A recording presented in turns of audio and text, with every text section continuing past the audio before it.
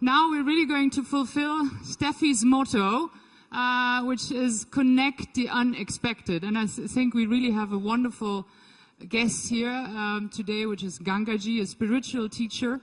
And I think this is really connecting the unexpected. And this word, which is so driven by our will and our will to power and our will to accomplish in a very successful career, I think that Gangaji is going to bring in a very important aspect. At least it is for me, because, okay, we are all designed to want more, and that's why we're running and running and running. But I don't know, maybe you have experienced this moment too, that you want more, but you realize there's not more to find. There's some fulfillment that is maybe not reachable in just, you know, being successful, running for a career. And Gangaji is going to, yeah, she is an invitation to switch the agenda from our mind working and working to a moment of silence and awareness. And I welcome Gangaji. I'm very happy that you're here. Welcome her, please.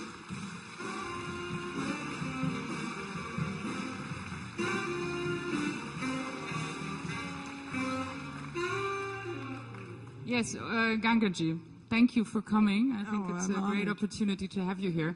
And we're going to have a little workshop. I don't know if silence workshop makes any sense to you, Gangaji, but it's going to start at 4. We're going to meet at like 5 to 4 in front of the aviation hall. And just tell me, what could we expect from this? And no, the other thing, start with it. Shut up. Sorry. No, you were saying it. There comes a time, and maybe we have no choice when this time comes, when we recognize that all the successes, excuse me, we have aren't satisfying something very deep inside. We make our outcomes, we fulfill our production quota, and that's very good and important, and we rise and we feel good about ourselves. But there's something still yearning. And the way we think about these things is we just try to take on bigger and bigger tasks. Maybe our lives become lives of service. That's wonderful, like you did with your doctoring. We give of ourselves, and we get satisfaction, and we get temporary fulfillment. But the really good news is that there is lasting fulfillment. And it is actually already present in you. There is already silence and quiet and peace that is at the core of yourself, under the thoughts and plans, under the obsessive thoughts and plans, under the emotions, positive and negative. There is an ocean of peace. Well, there's a universe of peace. And it's aware of itself. It is yourself, actually. And so in all of my meetings, I simply participate with the people I meet with to discover that. I'm not interested in teaching you concepts of peace. You've learned enough, and that would just be another goal. This is actually about a direct experience of what is at the core. Tell me, as we're here to talk a lot as well about gender differences, and we heard about this and that, is there any gender difference when it comes to the capability to surrender or to open yourself to such an experience of silence and awareness? Well, I think maybe there used to be. But now women are equal with men there. I think in more traditional ways, women lived lives of surrender, where they didn't have the power that women have now. And so there was a willingness to stop trying to get their particular agenda fulfilled. And so surrender was discovered, to the detriment of women quite often. So I'm definitely not promoting that. But as women have become liberated, it seems to me that often we've taken on the male model of goal orientation. But finally, really, the answer to your question is, even though women may be naturally more empathic and men may have to develop that, when I said it's under thoughts and it's under emotions, it's also under gender. It's the core of yourself that is not defined by gender or defined by success or failure. It's your true nature. So women perhaps in the past have had more practice at finding that. But is it possible to combine I don't know, a successful life, a life where you want more and every day, with these moments of silence? Or do you have to choose and say, no, now I totally dedicate myself to meditation, to sitting, and, you know, do you see people that really are able to have both, to live both? Well, I'm not a particularly good meditator, so that would answer really? that question. I have a particular meditation practice. I live a very full life. But I believe the essential question is, what do you want? And when... Everything. We want it all. Yes, and what would that give you if you had it all? Everything. Yeah, and Hopefully. What would the experience of having everything give you? A deep feeling of peace. Yes. Peace is maybe what we're mostly looking for at the end. That's it. What you are looking for, whether we define it as peace or fulfillment or lasting happiness, is already here.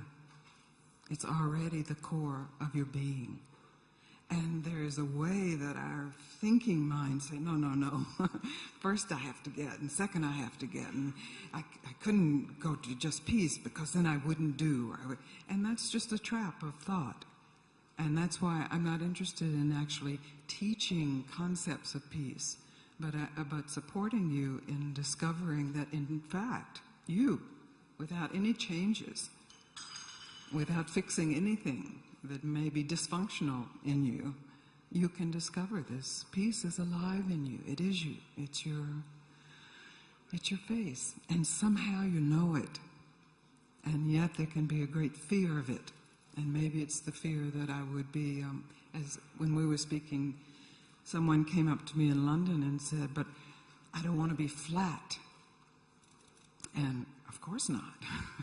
So I'm not suggesting a peace that is flat.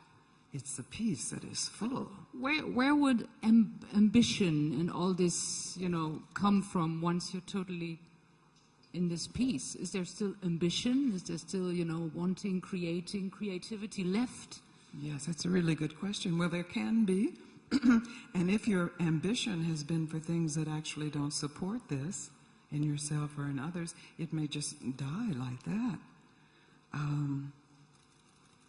I know I have an ambition to speak to as many people as I can to invite them to this. But I also know that if that ambition is not fulfilled, I'm still fulfilled. I'm coming from fulfillment in that ambition rather than trying to satisfy or reach fulfillment with the achievement of an ambition. It sounds like there's no possible frustration for you. Oh, no, I get frustrated and I get angry and I get happy. And I'm a human being. I'm a regular human being. And that's part of the good news. That's all happening on the surface. Even very deep emotions relative to the core of your being are superficial. So you're free to follow how you're made. My teacher's teacher was a hermit. But my teacher was a householder. He supported a family. He made sure... It was Papaji, right? Yes, Papaji, Punjaji got married. He did the things he was supposed to do, but he wasn't doing them so they would give him peace and fulfillment. He was coming from that. And to me, it seems that that's where we are in a crossroads of human evolution, is that we recognize in the developed world, in a prosperous world with all the privileges we have, if there is still some yearning or dissatisfaction, and perhaps it doesn't have to do with externals. Perhaps it has to do with coming full circle back to, who am I really?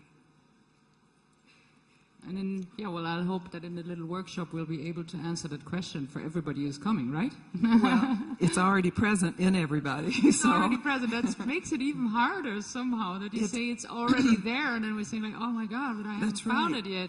what did I do wrong? That's right. It is the hardest. It's the most simple. But that's what makes it so hard, because we have very developed brains, gloriously developed brains, and we have complex issues and problems that take our attention. And in that, we overlook what is the most simple, this core simplicity of being, even before human being, before female being, male being, German being, American being, that unites us with all of creation, consciousness, aware of itself.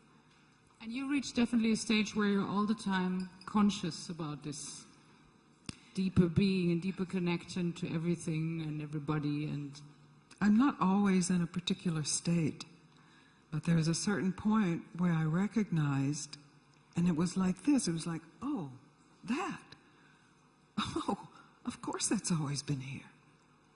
But my mental activity had been so going outward that it had never turned inward to investigate what is always present. It is yourself. You are always somehow aware of yourself.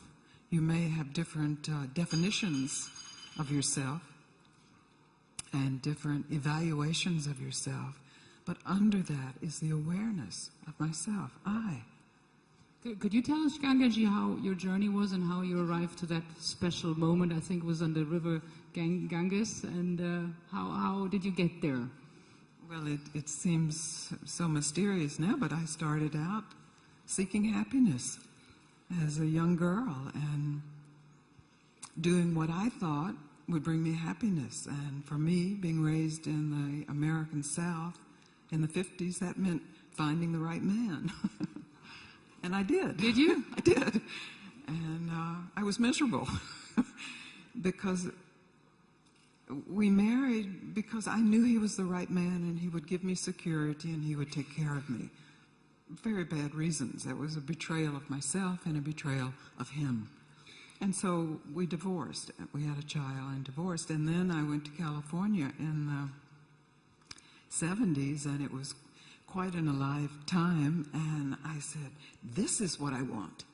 This will give me freedom and happiness. I throw away monogamy. I throw away all definitions of myself. Everyone's my brother. Everyone's my sister. What did you do with your daughter during that time? She was in a cooperative nursery school. I took her to school every morning, and actually she was being raised, you know, in a particular atmosphere that she has actually gone the other side of. She lives a very straight life. That's it happens. It's always like that, isn't it? It is. But what I discovered, even though I had a lot of pleasure and a lot of awakenings in that time, was that it still didn't satisfy. You have more than one awakening? You can have many awakenings? We all really? have awakenings. We have light bulbs that go on. Really? Eureka. Or it's like, oh my God, how could I have been thinking that? How could I have been doing that? That's true. But always, those would pass, and I would return to this sort of what felt like to me a field of suffering, a murkiness, and then the motivation to get out of that. What do I need to do? So I need to have a career, and I studied acupuncture and got a career. I need a different man. I got a different man, and this one did work. We were in love. We were compatible. And even though I was successful then, still this yearning was present, and I had to tell the truth. I don't know what to do. I had tried doing, and in that I realized for myself that I needed a teacher. I don't say everyone needs a teacher, but I did. And I certainly didn't think it would be a Hindu guru teacher. I was not interested in the guru scene, but my teacher turned out to be a guru. And why didn't you want me to call you a guru, by the way? Or because there's no female name for a guru? What could it be? A gura? Gurina? Gurina is better. It has such a negative connotation. Really? It does in the States. I don't know if it here. I mean, we're allowed to have financial gurus and image gurus, but if you have spiritual gurus, it means somehow, in error, it means that you have been taken over by something. But I got to my teacher, and I saw this huge presence, and he said, "What do you want?" Which was really the question I had been asking myself, and trying to fill it with husbands and success and outcomes. And I said, "I want freedom. I want the truth. What do I do?" And he said, "Stop. Be still." And at first I couldn't quite believe I understood what he said. Stop? Does he mean like just be rigid? And then I realized he didn't mean that. He meant something more internal. He meant stop searching. Stop trying to get anything, just for a moment. He said, it takes 1/12 of a second just to stop totally and see what is here. So it was a challenge for me, because to me this word stop, I felt that I would lose everything I had gained. I felt that I could revert to a vegetative state, or back to that young woman in Mississippi trying to escape. And so I was terrified.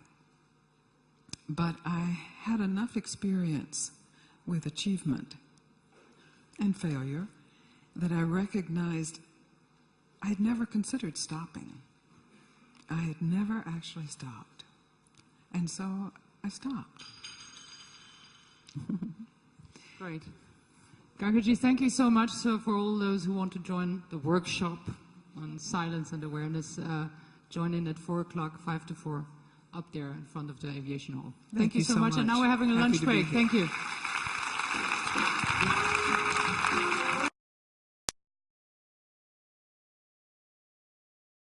Now we're really going to fulfill Steffi's motto, which is connect the unexpected. And I think we really have a wonderful guest here today, which is Gangaji, a spiritual teacher. And I think this is really connecting the unexpected. And this word, which is so driven by our will and to meet at like 5 to 4 in front of the aviation hall. And just tell me, what could we expect from this? And no, the other thing, start with it. Shut up. Sorry. No, you were saying it. There comes a time, and maybe we have no choice when this time comes, when we recognize that there's some fulfillment that is maybe not reachable in just, being successful, running for a career. And Gangaji is going to, she is an invitation to switch the agenda from our mind working to a moment of silence and awareness. And I welcome Gangaji. I'm very happy that you're here. Welcome her with will to power and our will to accomplish in a very successful career. I think that Gangaji is going to bring in a very important aspect, at least it is for me, because, we are all designed to want more, and that's why we're running and running and running. But I don't know, maybe you have experienced this moment too, that you want more, but you realize there's not more to find.